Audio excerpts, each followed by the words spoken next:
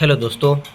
तो भाई स्वागत है आपका एक नई वीडियो में। और इस वीडियो में हम बात करेंगे हरियाणा सीईटी 2025 में का जो सिलेबस है और जो उसकी स्ट्रेटजी रहेगी, उसके लिए हम ये वीडियो कर रहे हैं। और आपको एक पता होगा बात कि हरियाणा सीईटी का पेपर जल्द होने वाला है। मतलब कि ये मान के चलो 21 और 22 जुलाई या 2 या 3 अगस्त को ये पेपर होगा।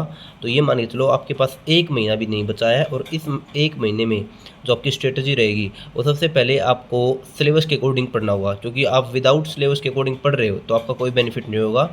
और सबसे पहले आपको सिलेबस देखना चाहिए कि क्या सिलेबस में हमें एग्ज़ाम पैटर्न दिया हुआ है और क्या हमने छोड़ना है और क्या हमने पढ़ना है। ठीक है। और हरियाणा सीईटी की जो भी तैयारी कर रहा है बच्चा, ये मान के चलो कि बहुत अच्छी वैकेंसी आने वाली हैं। और हरियाणा सरकार जो है वो अब बिना खर्चे बिना पर्चे मतलब कि एक फेयर ट्रांसपेरेंट तरीके से भर्ती कर रही है। तो आप ये मान लो कि यदि आप पढ़ोगे तो आपको बहुत बेनिफिट होगा। ठीक है। ऐसे नहीं है कि आप यदि विदाउट तैयारी जा रहे पेपर में तो आपको कोई बेनिफिट नहीं, क्योंकि ये प्री एग्ज़ाम है और इसके आधार पर ही मेंस में बच्चे बुलाए जाएंगे। और मेंस में बच्चे बुलाने के लिए इसमें अच्छे मार्क होने चाहिए, क्योंकि अच्छी अच्छी जॉब या वैकेंसी जो हैं वो कम संख्या में होती हैं और उसके लिए कम ही बच्चों को बुलाया जाएगा। इसलिए आपको बेहतरीन तरीके से अपनी तैयारी करनी होगी। और देखते हैं भाई जो सिलेबस और पैटर्न है क्या होता है। जैसे हरियाणा सीईटी है 2025 है, इसका जो सिलेबस है वो उसमें क्या है कि सबसे पहले ग्रुप सी का पैटर्न है। ग्रुप डी का बाद में बताऊंगा मैं आपको। ग्रुप सी वाले में क्या करना है, सब्जेक्ट जो जनरल नॉलेज है और कंप्यूटर है, इन्होंने क्या दिया है कि 15 मार्क के दिए हैं। 15 मार्क में 11% तो जनरल नॉलेज के दिए हैं, 11%, और 4% जो है इन्होंने कंप्यूटर के दिए हैं। 4% इन्होंने कंप्यूटर के दिए हैं। जो टोटल 15 क्वेश्चन होते हैं, 15 क्वेश्चन और 15 मार्क के ही बनेंगे। ठीक है। हम इसकी स्ट्रेटजी जो आगे करेंगे, पहले हम सिलेबस देख लेते हैं। General knowledge plus computer. General knowledge में हमें हिस्ट्री, पॉलिटी, जियोग्राफी, साइंस ये सभी देखने को मिलेगी। ठीक है। रीजनिंग भाई 15 क्वेश्चन आएंगे और 15 ही मार्क के होंगे। 15 क्वेश्चन 15 मार्क के। मैथमेटिक्स 15 क्वेश्चन और 15 mark. English 15 question 15 mark. Hindi 15 question 15 mark. और हरियाणा जीके 25 क्वेश्चन 25 मार्क। एक मैं आपको बात बता दूं, यदि 100 में से आप 80 प्लस का टारगेट लेके चल रहे हो तो आपके 70 मार्क आएंगे। ठीक है। यदि आप 70 का टारगेट लेके चल रहे हो तो आपकी बेनिफिट इतना नहीं होगा, क्योंकि आपको पता होना चाहिए कि आपको क्या पढ़ना और क्या नहीं। हमें सबसे पहले देखना होगा, यदि हमें कोई भी 80% नंबर लेने हैं, 80 नंबर लेने हैं, तो हमने हिंदी, मैथमेटिक्स, रीजनिंग और हरियाणा जी के चार तो ये हो गए। जैसे 25, 15, 15 और 15, 15, 30, 45, 45 और 5, 50 और 20, 70 नंबर का ये हमारा हो गया। ये इंग्लिश 15 नंबर की है। 15 नंबर में से हम ये मान के चलो 8 से 10 नंबर लेने की सोचेंगे, 78 हो गए। जनरल नॉलेज और कंप्यूटर में हमने 6 से 7 नंबर मार्क लेने की कोशिश करनी होगी, तब जाके हमारा अच्छा बेनिफिट होगा। और ये नहीं कि रीजनिंग, मैथमेटिक्स और हरियाणा जी के 25 के पूरे नंबर आएंगे।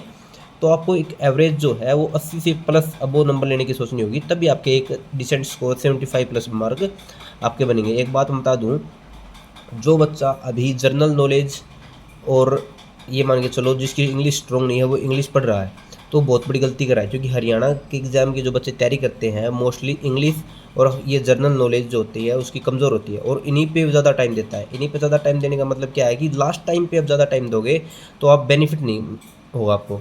अब जो टाइम है वो आपका रीजनिंग, मैथमेटिक्स, हिंदी और हरियाणा जीके में देना है, क्योंकि मोस्टली जो है इन चीज़ों में नंबर बनते हैं। ऐसा नहीं होगा कि आपके मार्क नहीं बन रहे हैं। यदि आप जीके कर रहे हो, इंडिया जीके कर रहे हो, तो इंडिया जीके में आपको ये है कि यदि आप एक महीना लास्ट के प्रॉपर ही पढ़ोगे तो क्या उसका भी कोई वो नहीं है कि आप फिर भी मार्क कर लो। ठीक है। यदि रीजनिंग, मैथमेटिक्स, हिंदी, इंग्लिश और हरियाणा जीके आप पढ़ोगे तो आप खुद सोचोगे कि जो पढ़ा है उसमें से कुछ तो आ रहा है। ठीक है। लेकिन जीके का ऐसा सौदा होता है भाई कि उसमें कुछ भी पढ़ ले हम, उसमें से हम स्कोर यदि मतलब कि देखे पर्सन आ गए तो ठीक है, नहीं तो उसमें स्कोर बनता ही नहीं। ठीक है।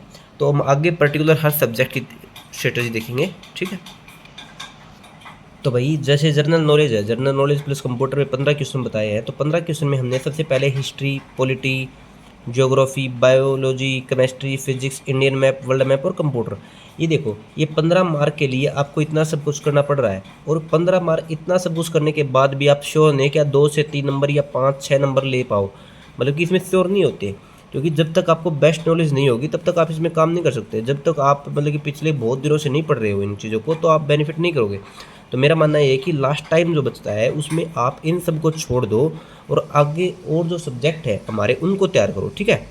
General knowledge plus computer, computer में पढ़ने का फ़ायदा है, कंप्यूटर जो है वो नवीन शर्मा सर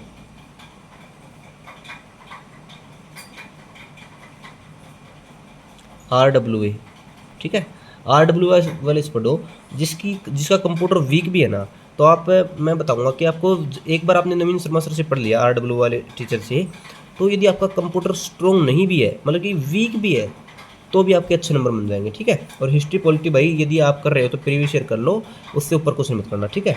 PYQ मस्ट है भाई यदि आप कर रहे हो तो, हरियाणा के, ओनली हरियाणा, मतलब कि हरियाणा के पिछले एग्जाम में मुझे आए हुए हैं वह करने हैं, ठीक है। रीजनिंग भाई, रीजनिंग 15 नंबर जो है वो फ्री के देती है, 15 मार्क क्या देती है, फ्री के देती है। और फ्री में क्या है कि इसमें एक 2-3 चैप्टर ऐसे होते हैं जिसमें आपको गहनता से पढ़ना होता है, जैसे स्लोलिज्म होता है, ठीक है, एनालॉगी, इनमें तो आप कर लेते हो, मतलब इन मिसिंग नंबर भी कर लेते हो। मिसिंग नंबर के क्वेश्चन आ जाते हैं 3-4 क्वेश्चन, तो यार मिसिंग नंबर क्या आते हैं, आपको फिगर के क्वेश्चन आपको सही होने चाहिए, आपको ये मान के चलो जो ये होता है ना काउंटिंग फिगर, ये आपको ठीक होना चाहिए, ठीक है। इन तरह के रीजनिंग में नंबर आपके बन जाते हैं। मैं कहता हूँ कि रीजनिंग में यदि आपके स्ट्रॉन्ग नहीं है कोई चैप्टर, तो आप उसको यूट्यूब से पढ़ो, क्योंकि यूट्यूब से पढ़ने के बाद आपको ये लगेगा कि भाई ठीक है, मतलब कि ऐसा नहीं होना चाहिए कि आपकी रीजनिंग वीक है और आप उसको छोड़ के जा रहे हो, मतलब कि इसमें सबसे बड़ी मूर्खता साबित होगी भाई यदि आप रीजनिंग को भी छोड़ के जा रहे हो तो, ठीक है। आगे बात करते हैं भाई मैथमेटिक्स की। मैथमेटिक्स सबसे इंपॉर्टेंट चीज़ है जिसमें 15 नंबर की क्वेश्चन आएंगे आपको। इसमें 2 होते हैं मैथमेटिक्स में, एक अर्थमेटिक होता है, एक एडवांस होता है। आपको समझना होगा कि अर्थमेटिक और एडवांस में हमने सबसे इंपॉर्टेंट क्या है, सबसे इंपॉर्टेंट है भाई अर्थमेटिक। हाल ही के पेपरों में देखने को मिला है कि अर्थमेटिक का जो पोर्शन है वो बढ़ चुका है, एडवांस की क्वेश्चन पूछता ही नहीं है। एडवांस की क्वेश्चन पूछता है मेंसुरेशन से और सिंप्लीफिकेशन से। सिंप्लीफिकेशन मतलब कि आपको एक सिंपल दे देगा, उसमें बोर्ड मास का नियम दे देगा, ठीक है, बोर्ड मास का नियम। एक बात मैं बता दूँ आपको, ऐसा नहीं कि आप सब कुछ पढ़ रहे हो, ऐसा है कि आपको जो पिछले पेपरों में एग्जाम में देखने को मिल रहा है वो पढ़ो, ठीक है। ज़्यादा पढ़ोगे उसके चक्कर में आपको बेनिफिट तो होगा ही नहीं भाई, मतलब कि आप ये देखो पिछले पेपरों में आपके लिए क्या बेनिफिट रहा है और क्या पढ़ना इंपॉर्टेंट है, ठीक है। एडवांस मेंसुरेशन की फॉर्मूला, जैसे गोले का फार्मूला, जो ऑल फार्मूला है जो, सिर्फ वो करोगे, ठीक है, ऑल फार्मूला, ठीक है। अर्थमेटिक में परसेंटेज हो गया, profit loss, time and work, CISI, pipe बट्टा, मिक्स्ड रिलेशन, पार्टनरशिप, और भी 5-4 चैप्टर होते हैं छोटे छोटे, आप अर्थमेटिक में कर सकते हो। अर्थमेटिक ही आता है, और आप ये मान के चलो यदि आपकी बेसिक नॉलेज अच्छे से है तो मैथमेटिक्स में आपको आसानी होगी करने में। यदि आपकी बेसिक नॉलेज अच्छी नहीं है तो आप सिंपल क्वेश्चन को बनाने में भी तकलीफ करोगे, ठीक है। तो मेरे हिसाब से आपको मैथमेटिक्स पे पूरा जोर देना चाहिए। मैं फिर से एक बार आपको रिपीट कर दूं, जनरल नॉलेज, हर इंडिया जीके को पढ़ने की अब गलती मत करो, क्योंकि उसमें नंबर आपके नहीं बनेंगे, ठीक है। हर बार एग्जामिनर क्या करता है, कुछ पर्सन ऐसे होते हैं जो बहुत इजी होते हैं, लेकिन ऐसे पर्सन डालता है कि उसमें बच्चों का दिमाग घूम जाता है, और उसके कारण जो है और सब्जेक्ट में आप ध्यान नहीं दे पाते। मतलब कि मैं कहना चाह रहा हूँ कि सबसे पहले आप मैथमेटिक्स, हिंदी, इंग्लिश, रीजनिंग और हरियाणा जीके को निपटाओ, क्योंकि उनमें नंबर बनते हैं भाई, ठीक है। जो भी बच्चा तैयारी कर रहा होगा या जब थोड़ा भी स्मार्ट होगा तो वो बच्चा इन बातों का विशेष ध्यान रखता होगा, ठीक है। इंग्लिश में भाई यदि जो प्रॉपर हरियाणा की तैयारी करते हैं उनकी इंग्लिश स्ट्रॉन्ग नहीं होती भाई, तो उनके लिए तो मैं कहता हूँ कि आप जितना बनता आपसे करो, और नहीं तो भाई बस तुक्के मारो। लेकिन जो SSC की तैयारी करते हैं वो antonym, synonyms, one word, idiom, phrasal verb, spelling error, spotting error, fill in the blank, सब कुछ देखना होगा भाई, आपको सब कुछ देखना होगा, ठीक है। इंग्लिश में ज़्यादा कुछ मैं आपको नहीं बताऊँ, क्योंकि एकदम से नहीं होगा भाई इंग्लिश। यदि आप सीरियसली तैयारी कर रहे हो तो आपके लिए बहुत बेनिफिट होगा, और आप हरियाणा के बच्चों से बहुत आगे चले जाओगे। हिंदी में पिछले कई सालों से देखने को मिल रहा है कि संज्ञा कितने भेद हैं, इसके कितने प्रकार हैं, प्रकार के आधार पर कितने प्रकार के होते हैं, भेद के आधार पर कितने प्रकार के होते हैं, इस तरह क्वेश्चन देखने को मिलते हैं भाई। तो इस तरह क्वेश्चन करो, ठीक है। अब बात करते हैं हरियाणा जीके की। हरियाणा जीके सबसे इंपॉर्टेंट है भाई, 25 क्वेश्चन, 25 क्वेश्चन, मतलब कि ये मान लो 1/4 पेपर हरियाणा जीके एक छोटी ही बुक से कवर हो रहा है। तो सबसे यदि जो भी बच्चा हरियाणा जीके को नहीं पढ़ रहा है वो सबसे बेवकूफ़ बच्चा होगा, क्योंकि ये सोच रहा होगा कि हरियाणा जीके को क्यों पढ़े, ये तो 25 नंबर की आती है, सभी को आती है। अरे सभी को आती है मतलब ये नहीं है आपको आती है नहीं, मतलब कि 25 नंबर बहुत ज़्यादा होते हैं भाई। मैं कहता हूँ यदि आपने इनमें से ही 20 प्लस स्कोर कर लिया तो भी आप बहुत आगे चले जाते हो। यदि इसमें यदि आप 14-15 पे रह गए, ठीक है, तो भी आप बहुत पीछे रह जाते हो, ठीक है। आपको आपका टारगेट होना चाहिए 20+। 20+ का मतलब क्या होता है कि 2-3% करंट अफेयर क्या जाते हैं, उसमें बच्चे पजल हो जाते हैं। तो मेरा मानना ये है कि हरियाणा जीके में यदि आप नहीं पढ़ रहे हो तो मूर्खता कर रहे हो, क्योंकि जो चीज़ें आपके नंबर बनाएंगे आप उससे छोड़ ही रहे हो। ठीक है, तो आपको हरियाणा जीके पे विशेष ध्यान देना पड़ेगा, और 1/4 पेपर में आती है, तो इसका बहुत बेनिफिट होगा आपको।